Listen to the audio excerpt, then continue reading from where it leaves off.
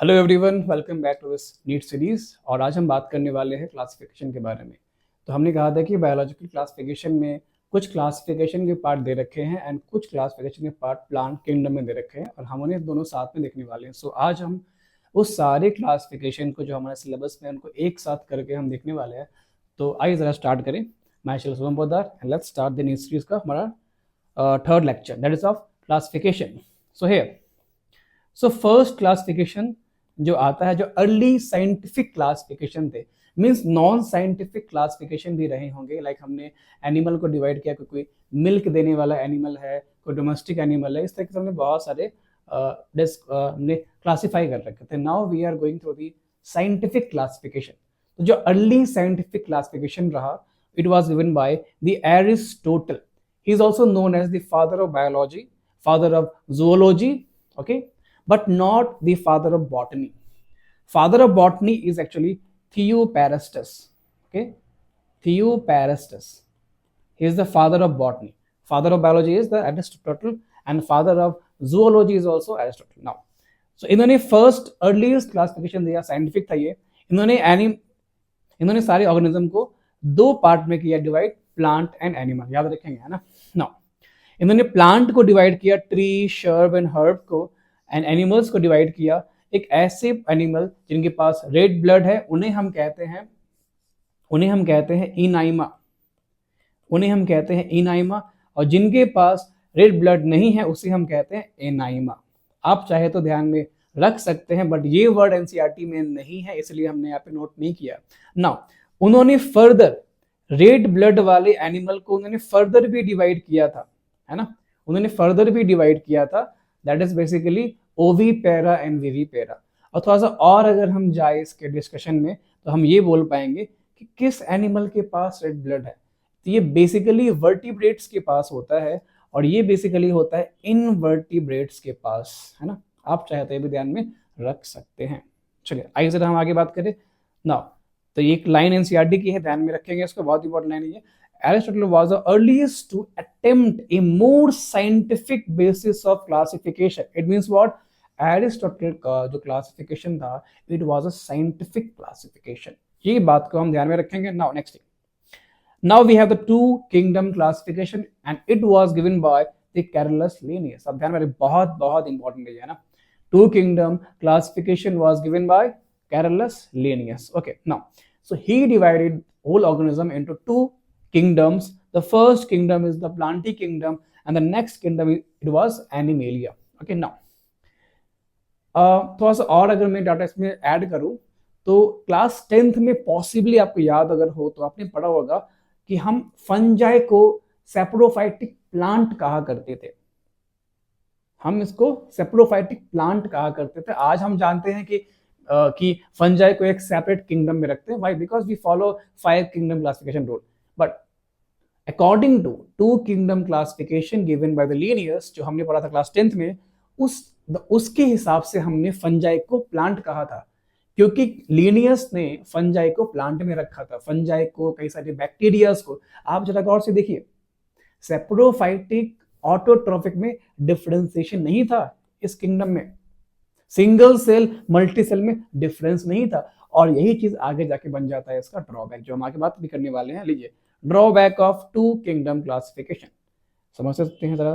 तो this system did not distinguish between the eukaryotes and prokaryotes. समझ गए, इसमें बैक्टीरिया भी था प्लांट के साथ साथ। There is no any distinction between the prokaryotes and the eukaryotes. Now the next thing, unicellular and multicellular में कोई डिफरेंस भी था भी नहीं, मैंने उन्हें डिफरेंशिएट नहीं किया था। Now and photosynthetic and non photosynthetic के बीच में कोई डिस्टिंग्विशन नहीं रहा इस किंगडम के अकॉर्डिंग, बिकॉज दो ही में इन्होंने बांटा ही था।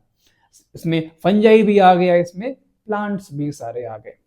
चलिए अब आगे बात करेंगे जरा। Classification of organisms into plant and animal was easily done, was easy to understand, but large number of organism did not fall into either category. Like Euglena, कहाँ रखेंगे उसको, प्लांट में कि एनिमल में? तो इन दोनों में से किसी भी वो कैटेगरी में फॉल ही नहीं हुए। नाउ और आज हम क्या पढ़ते हैं, 5 किंगडम क्लासिफिकेशन, जो हमने डिस्कस किया है अपने सेकेंड लेक्चर में, that is what biological classification में हमने इसको डिस्कशन किया है, आप इसको भी ध्यान में रखेंगे। नाउ नेक्स्ट हमारा आता है थ्री डोमेन थ्योरी। नेक्स्ट हमारा आता है थ्री डोमेन थ्योरी, और इसको कहते हैं सिक्स किंगडम क्लासिफिकेशन सिस्टम भी कहते हैं, and it was given by the Carl ऊजी।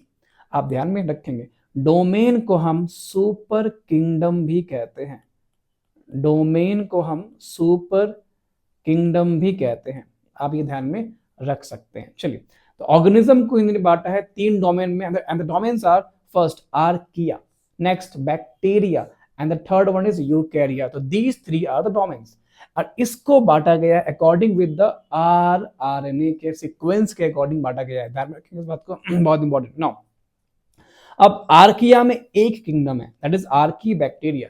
Bacteria में अगेन एक किंगडम है, that is Monera, and the यूकैरिया में चार किंगडम है, protista, fungi, Plantae, Animalia, and hence it becomes a six kingdom classification system भी इसे हम कह सकते हैं। आइए नेक्स्ट हम बात करेंगे आर्टिफिशियल, फिर हम बात करेंगे नेचुरल के बारे में। आइए देखते हैं जरा। आर्टिफिशियल क्लासिफिकेशन सिस्टम कहता है फर्स्ट इसका डिमेरिट क्या क्या है, it was also given by the Linnaeus, है ना। तो based on few morphological characters only, ये कुछ ही कैरेक्टर पे बेस्ड थे। Used only gross superficial morphological character, जो बाहर से दिख रहा है सिर्फ उसे ही इन्होंने यूज किया।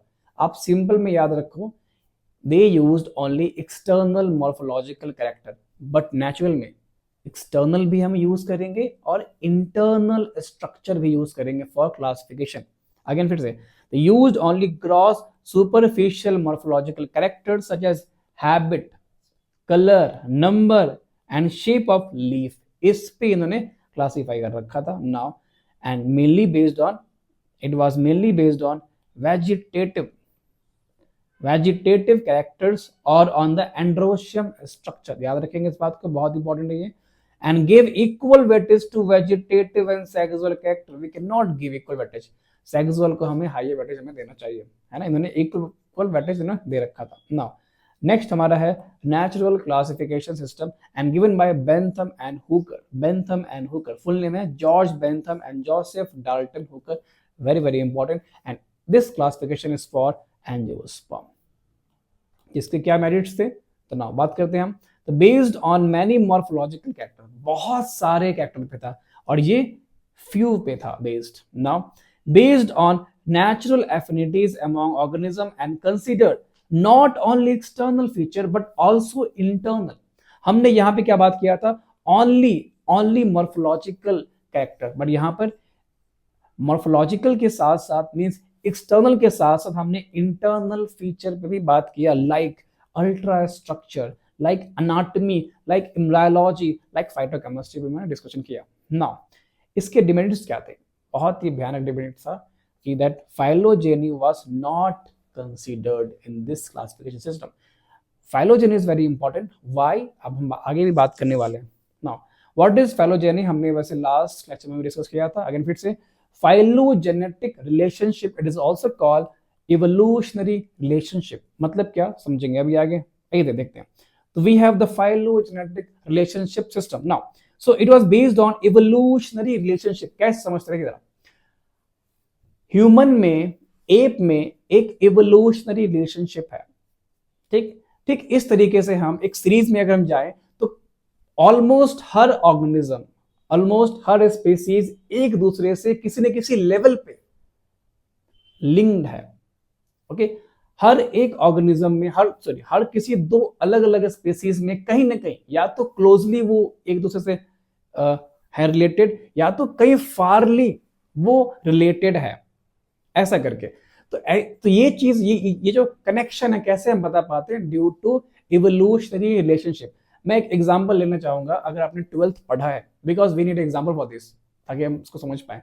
तो 12th में एक एग्जांपल है, उससे पहले तो मुझे लगता नहीं कि एग्जांपल दिया हुआ है, 12th में ही एक दिया हुआ है, हम समझने की जरा कोशिश करते हैं। वैसे एग्जांपल तो बड़े बड़े, लेकिन एग्जांपल बोल के एग्जांपल नहीं दिया हुआ है। चलो फिर भी एक एग्जांपल हम उठाते हैं 11 से, प्लांट किंगडम की तरह बात कर लिया। तो इवोल्यूशन के अकॉर्डिंग अगर हम देखें तो पहले एल्गी आती है, फिर ब्रायोफाइट आती है, फिर टेरिडोफाइट आती है, फिर जिम्नो, फिर एंजियो। इन सब में एक रिलेशन है। आज मान लो जरा कि सपोज एक मैं के सोचता हूँ कि अगर जिम्नोस्पर्म ना होता, नहीं होता, तो इवोल्यूशन के अकॉर्डिंग हम बता पाते कि there must be some kind of एक ऐसा प्लांट होना चाहिए जो कि कुछ ऐसा दिखना चाहिए, जो जैसा जिम्नोस्पर्म के कैरेक्टर होते हैं। ये कुछ वैसा ही है, जैसे कि अगर हम बात करें कि केमिस्ट्री में हमने बात करते हैं कि एका सिलिकन, एका जर्मेनियम हम बात करते हैं, मीन्स एक मिसिंग एलिमेंट के बारे में चर्चा कर पाते हैं। ऐसा क्यों कर पाते हैं? बिकॉज हम रिलेशन उसकी बैठा पाते हैं कि यहाँ पे एक एलिमेंट होना चाहिए। ठीक उस तरीके से जो फाइलोजेनी हम चेक करते हैं, जब इवोल्यूशन में जब हम देखते हैं रिलेशन, तो हमें मिसिंग लिंक भी मिलता है कि there must be some kind of organism living on the earth जो ऐसा दिखता होगा, इसमें ऐसे कैरेक्टर होंगे। ऐसा हमें आज तक मिला नहीं, बट मिलना चाहिए। ये चीज हम कैसे बता पाते हैं? By with the help of phylogenetic classification system. I hope कि मैं आपको समझा पाया हूँ, है ना। मैं आगे बात करता हूँ। तो based on evolutionary relationship between various organisms, this assumes that, ये एज्यूम करती है एक बात को, बहुत कमाल की बात है। क्या बात है? Organism belonging to same taxa have a common ancestor. जो भी ऑर्गेनिज्म सेम टैक्सा पे होते हैं, इनके कॉमन एंसेस्टर है, ऐसा ये बिलीव करके चलती है। Now and it becomes very more important when there is no supporting evidence, means missing link की बात हो रही है, means एक evidence हमें मिल ही नहीं पाया आज तक, तो उस चीज को डिफाइन हम करते हैं इस क्लासिफिकेशन सिस्टम से। now आगे next is what the numerical taxonomy. ये क्या होता है? It is easily carried out using computers. अब न्यूमेरिकल चीज है, computers based on all observable character. अब चूंकि यहाँ पर यूज ऑफ कंप्यूटर है, तो एक बार में हम ऑलमोस्ट सारे कैरेक्टर के स्टडी कर सकते हैं। तो based on all observable characters, number and code assign करेंगे हम ईच कैरेक्टर को, लाइक A1 A2 B2, कुछ इस तरीके से हम कोड भी असाइन कर सकते हैं, नंबर्स एंड कोड से assign to all the characters. Now each character is given equal importance and at the same time hundreds of character can be considered. Why? Because we are using the computer. Now next is what the cytotaxonomy. ये क्या होता है? नाम ही cyto, based on cytological information like chromosomal number, structure and behavior. ध्यान रखेंगे इसको। Last is what the chemotaxonomy, and it was based on chemical constituents of cell like DNA sequence, है ना, of plant to resolve the confusion. Okay, I hope आपको समझ में आया होगा। मैं इसे टेलीग्राम के चैनल पे ऐसे मैं अपलोड भी कर दूंगा कुछ देर में, तो आप लेक्चर ज़्यादा बार बार देखिए, इस पीडीएफ को डाउनलोड करके से आप पढ़िए। और क्वेश्चन भी मैंने अपलोड किया है बायोलॉजिकल क्लासिफिकेशन का। प्लांट किंगडम का जो वीडियो है पॉसिबली वो कल या परसों तक कंफर्म आ जाएगा, एंड उसके जो डीपीपी है मैं वो वहाँ पे डाल दूंगा। तो उस डीपीपी में भी कुछ क्लासिफिकेशन होंगे जो यहाँ इसकी नोट से है, और बायोलॉजिकल क्लासिफिकेशन का जो क्लासिफिकेशन है वो भी हमने आज डिस्कस कर ली, तो वो भी क्वेश्चन आप लगा सकते हैं। चलिए बाय बाय, मिलते हैं नेक्स्ट वीडियो में। Thank you very much.